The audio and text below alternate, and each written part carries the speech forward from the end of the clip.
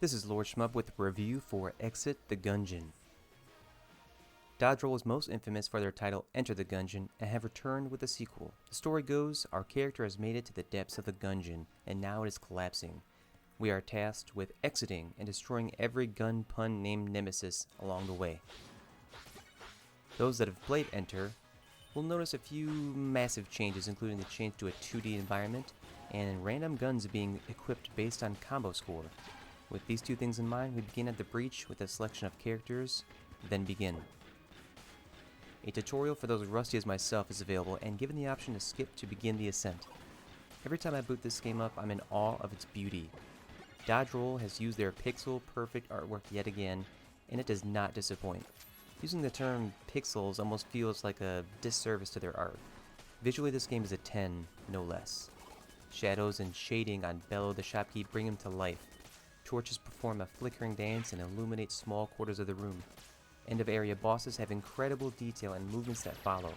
If anyone had not played Enter the Gungeon, then all of these features would be a lovely sight to see for the first time. I would wager that Dodge Roll could use their art for any genre and it would work amazingly. Music is catchy and even had my wife singing to the tune of Exit the Gungeon. It's a song that gets stuck in your head and can't get out. While in between areas of play, items can be purchased in a tranquil, safe space. Cleaning up areas of enemies will provide more bullets, in-game money, to purchase health and upgrades to make the ride out much easier. I'm a big fan of the poison bullets and bouncy bullets, as well as the +1 bullets that make damage slightly higher. Save bullets for sequential areas to save for bigger upgrades that indeed will help the run. Sound effects are fitting, satisfying to hear, and match perfectly in each area. Doors slamming sound daunting, often making me question if I had done well enough in that area or purchased the correct upgrades. Shots feel good, and each enemy down will make noises that give the player joy. Twin stick controls allow the player to shoot in any direction at their will and use quick wits in doing so. Multiple options to jump and dodge are nice, but I would recommend using the LZ button as it requires less hand movement and keeps the trigger finger ready. Blanks are used automatically when hit by an enemy or fire and serve as a get-out-of-jail-free card momentarily. Enemies will be pushed away slightly and give the player room to breathe and reassess movement and shooting plans. Random upgrades are given during play that I believe are based on combo. Along with that, guns are swapped at random based on combo as well. This random factor was ultimately frustrating and unreliable. It gets better as you unlock guns, but during the process can seem a bit frustrating. It may have added to the difficulty, but I think it was done to avoid picking up guns and bullets amidst the small play area. This may have been the best strategy developed in the game, and I cannot find a way to improve it. I just found so many awesome guns, I would have preferred to use longer than the time given. Guns are a slew of silly and devastating assortment that left me with a few lasting favorites. Bullet, which shoots full-on handguns that can be easily directed. The Abyssal Tentacle, which is a tentacle that's launched and grips foes until they meet their end. And Banana. It literally shoots bananas, and the damage is great. Shotgun is also a solid weapon if you chance upon it, or the various other types, and the damage is high. After each run, the player is given the choice of a quick restart or head back to the breach to spend hegemony collected after each boss fight. A shop is available to purchase improved guns that will then appear in the Gungeon. Characters can be swapped here as well, with each having an attribute special to them. Tasks can be completed in each run that will unlock more allies with items to purchase, including hats, outfits, and you guessed it, more guns.